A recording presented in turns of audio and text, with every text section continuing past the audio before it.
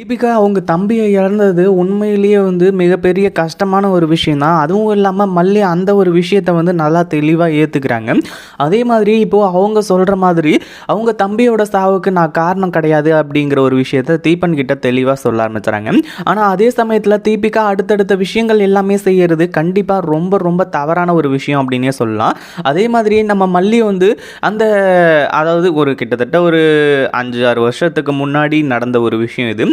அந்த ஒரு விஷயத்தை பற்றி டீட்டெயிலாக சொல்லலாம் அப்படிங்கிற மாதிரி நினைக்கும்போது தீபிகா இப்படி ஒரு வேலையை செய்வாங்க அப்படின்னு கொஞ்சம் கூட எதிர்பார்க்கவே இல்லை அப்படின்னு தான் சொல்லணும். அதாவது என்ன ஆச்சு அப்படின்னு பார்த்தீங்கன்னா, ஏற்கனவே நம்ம மல்லியை ஒத்துக்க வைக்கணும், அதாவது மல்லி தான் இந்த கொலையை பண்ணா அப்படிங்கிற மாதிரி சொல்லி அவளை ஒத்துக்க வைக்கணும் அப்படிங்கிறதுக்காக நம்ம விஜயை கொண்டு அடித்து விசாரித்தாங்க. அடுத்ததாக மல்லியை கூட்டிகிட்டு போய் போலீஸ் ஸ்டேஷனில் வச்சாங்க. இப்படி பல விஷயங்கள் நடந்துக்கிட்டு இருந்துச்சு. அதே மாதிரி இப்போ அடுத்த விஷயமா, அதாவது இங்கே மல்லியை ஒத்துக்க வைக்கிறதுக்கு வேறு வழியே இல்லாமல் அடுத்ததாக நம்ம வெண்பாவை இதில் யூஸ் பண்ணுறது உண்மையிலே ரொம்பவும் தவறான விஷயமா போயிடுச்சு. அதாவது ஏற்கனவே வெண்பாவும் இந்த அதாவது ஐஸ் இருக்காங்க இல்லையா, அதாவது இந்த தீபிகாவோட பொண்ணு, அவங்களும் ரொம்ப திக் ஃப்ரெண்ட்ஸ். இப்போ ஸ்கூலுக்கு போன முதல் நாளே அவ்வளோ ஃப்ரெண்ட் ஆகுவாங்க அப்படின்னு கொஞ்சம் கூட எதிர்பார்க்கவே இல்லை. முதல்ல இந்த தீபிகா நம்ம வெண்பா கொடுத்த அந்த சாக்லேட்டை பிடுங்கி தூக்கி போட்டாங்க. ஆனால் அதுக்கப்புறம் இப்போது அந்த குழந்தைய வச்சு, அதாவது அவங்களோட பொண்ணு இருக்காங்க இல்லையா, அவங்கள வச்சு கடைசியில் வெண்பாவை கிட்னாப் பண்ணுவாங்க அப்படின்னு கொஞ்சம் கூட எதிர்பார்க்கவே இல்லை அப்படின்னு தான் சொல்லணும். அதாவது இப்போது இந்த தீபிகா போலீஸ் மல்லி இந்த கேஸ்லேருந்து தப்பிக்கிறதுக்கு என்ன வழி வேணாலும் அவள் பாப்பா. அந்த ஒரு விஷயத்தை நம்ம விட்டுறக்கூடாது. சீக்கிரமாக எப்படியாச்சும் அடுத்தடுத்த உண்மைகள் எல்லாத்தையுமே கண்டுபிடிக்கணும் அப்படிங்கிறது எல்லாத்தையும் தாண்டி இப்போது மல்லி அவளாக நான் தான் இந்த கொலையை பண்ணேன், சுடரை கொன்று எரிச்சது நான் தான் அப்படிங்கிற மாதிரி சொல்லி அவளாகவே ஒத்துக்கணும் அப்படின்றதுக்காக தான் இப்போது வெண்பாவை கிட்னாப் பண்ணியிருக்காங்க. உண்மையிலேயே தீபிகா போலீஸ் இந்த அளவுக்கு மாறுவாங்க, இந்த அளவுக்கு ஒரு மிகப்பெரிய விஷயத்தை செய்வாங்க அப்படின்னு மல்லி கொஞ்சம் கூட எதிர்பார்க்கவே இல்லை.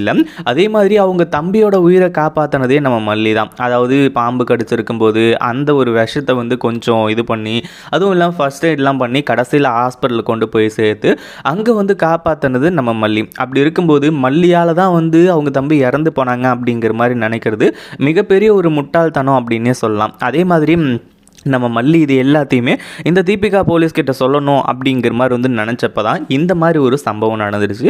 அதே மாதிரி இந்த ஒரு விஷயத்தை கொஞ்சம் கூட எதிர்பார்க்கவே இல்லை அப்படின்னு தான் சொல்லணும். அந்த அளவுக்கு இது ஒரு மிகப்பெரிய இன்சிடெண்ட்டாக முடிஞ்சிருச்சு. அதாவது வெண்பா தான் நம்ம விஜய்க்காக இருந்தாலும் சரி, மல்லிக்காக இருந்தாலும் சரி, எல்லாருக்குமே உயிர் அப்படின்னே சொல்லலாம். அதே மாதிரி இந்த மல்லி கண்டிப்பாக வெண்பாவை தூக்குனா கடைசியில் வேறு வழி இல்லாமல் இந்த கேஸில் ஒத்துக்கிட்டு தான் ஆகணும், அதுக்கப்புறம் இந்த கேஸ் ஈஸியாக முடிஞ்சிடும் அப்படிங்கிற மாதிரி சொல்லி இப்படி ஒரு குறுக்கு வழியை யூஸ் பண்ணாங்க. ஆனால் மல்லி கடைசியில் இப்படி மாஸ் காட்டுவாங்க அப்படின்னு கொஞ்சம் கூட எதிர்பார்க்கவே இல்லை. அதாவது இந்த தீபிகா போலீஸ்கிட்ட எல்லாத்தையுமே நார்மலாக சொல்லி புரிய வைக்கணும்னு நினச்சாங்க. ஆனால் தீபிகா போலீஸ் அது எல்லாத்தையுமே நார்மலாக புரிஞ்சுக்கிட்டாங்களா அப்படின்னு கேட்டிங்கன்னா கொஞ்சம் கஷ்டமான ஒரு விஷயம் தான்.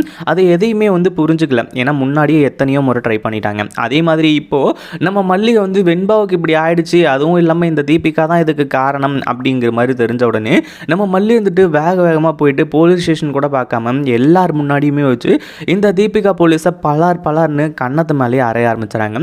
இப்போது போலீஸ் பயங்கரமான அதிர்ச்சியில் இருக்குது. இந்த போலீஸ் மட்டும் கிடையாது, இன்னும் சப் இன்ஸ்பெக்டர், கான்ஸ்டபிள்ஸ், இவங்க எல்லாருமே. ஏன்னா இந்த தீபிகா மேடம் அப்படின்னாலே எல்லாருமே அலறுவாங்க. அதுவும் இல்லாமல் அவங்க ஒரு கேஸ் எடுத்தால் ஈஸியாக முடிப்பாங்க அப்படிங்கிறதுலாம் அப்பாற்பட்ட விஷயம். ஆனால் உண்மையிலே அவங்க இப்போ ரொம்ப கேவலமாக வேலை எல்லாத்தையுமே பார்த்துக்கிட்டு இருக்காங்க அப்படிங்கிற ஒரு விஷயம் தெரிஞ்சு போச்சு.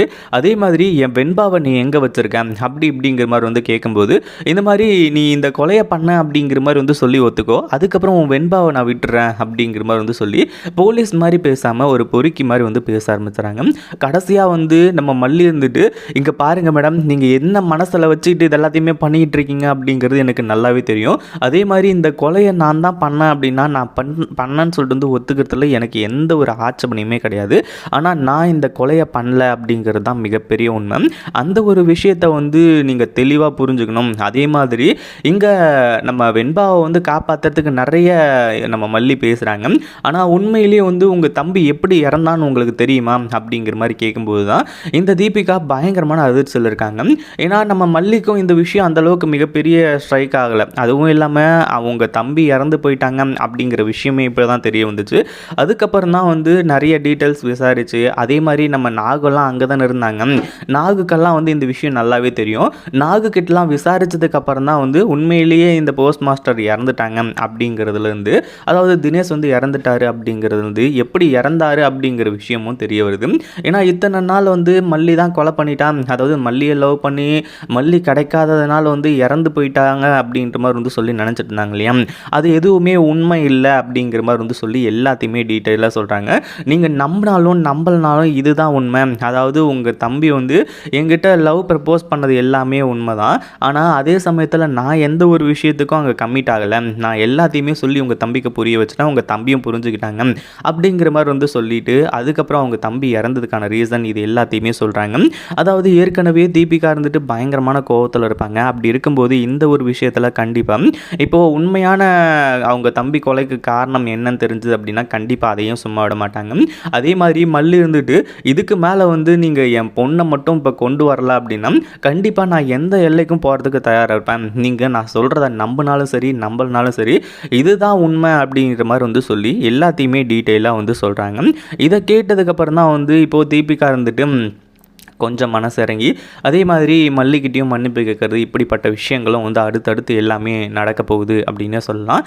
இதை பற்றி நீங்கள் என்ன நினைக்கிறீங்க? அந்த வீடியோ பிடிச்சிருந்தா லைக் பண்ணுங்கள், ஷேர் பண்ணுங்கள். இப்போ தான் நம்ம சேனலுக்கு ஃபர்ஸ்ட் டைம் வரீங்க அப்படின்னா கீழே இருக்க சப்ஸ்கிரைப் பட்டனை ப்ரெஸ் பண்ணிக்கோங்க.